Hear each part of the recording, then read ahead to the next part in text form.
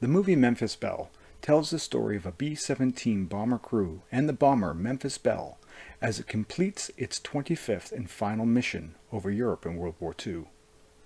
One of my favorite aircraft of World War II, if not my favorite, was the B-17 bomber, which is why when this movie came out in 1990 I had to watch it.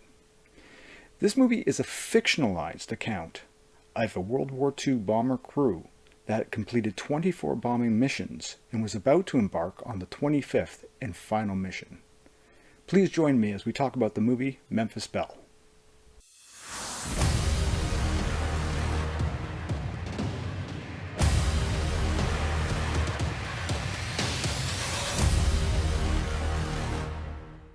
As the movie opens, we are introduced to some of the crew playing a game of pickup football a day before the mission is to start. We get a voiceover from Bruce Derringer, played by John Lithgow, a U.S. Army PR officer, as he briefly introduces us to the enlisted men in the crew. The game is interrupted as a flight of bombers return from their run. The final bomber crashes as it lands, killing all on board and casting a dark shadow on the crew as they ready themselves for their last mission. Not too long after that, we meet the 4 officers of the Belle, as Derringer interviews them and lays out all the opportunities that await them as they rotate back to the U.S. after their last mission. The following day, the crew embarks on their final destination to Bremen, not the milk run they had hoped for, but a well-defended target in German territory. We follow the crew as they have to overcome enemy opposition, the elements, and their own fear in order for them to reach their target and return home safely.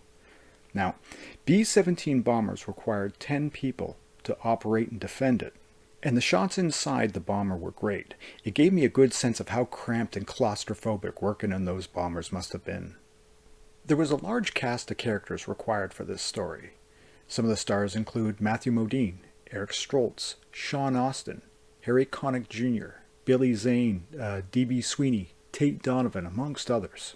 Right off the bat, I felt a strong sense of camaraderie amongst the crew. There's good chemistry between the cast members, and I'm sold on the fact that the crew have been together for a while. In a movie with only 107 minutes runtime, I can imagine the difficulty in incorporating character development for a 10-person bomber crew, a command officer, and a public relations officer in a movie. As a result, most of the characters do feel a bit two-dimensional. You have the angry one, the religious one, the playboy, the joker guy, the serious one, the shy one, and so forth. And honestly, it sounds like I'm starting to name off dwarves. And as a result, there's very little in the way of character development for them, with the notable exceptions of perhaps the navigator, the bomber, the co-pilot, and a little bit with the communications officer.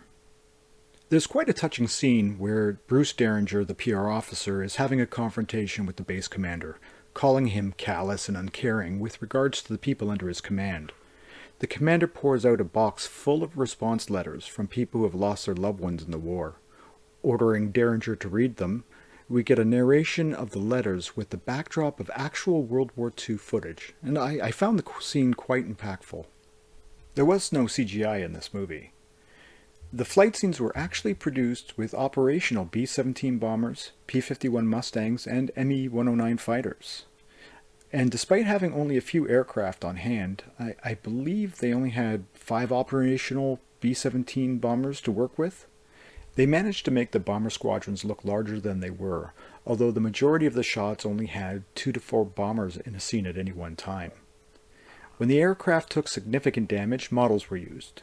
This approach worked in some scenes like the C-Cup having its nose cone destroyed and a crew member falling out, and didn't quite pull it off for me in other scenes such as the one where Mother and Country was split in two by a crippled Me-109 fighter colliding with it. Daylight bombing raids were incredibly dangerous, and the losses were staggering. Derringer in the movie said that the crew of the Memphis Belle is going to be the first crew in the 8th Air Force to complete 25 bombing runs. Which isn't true. There's a small number of bombers that managed to complete 25 missions, one of them being the Hells Angels that completed its mission on May 13th, 4 days before the Memphis Belle. However, Memphis Belle was the first bomber to complete 25 missions and return back to the US for its war bond tour. I've watched this movie many times in the past, and when I rewatched it for this review, I remember why. For me, This movie has a good old-fashioned war movie feel. It wasn't graphic or gory, there's very little swearing, and I legitimately cared for the well-being of the crew. If you enjoy war movies, then you should definitely check this one out. I think you'll enjoy it. I'd like to thank you all for sharing your time with me today on this review of Memphis Belle. Please stay tuned for other reviews to come. Take care.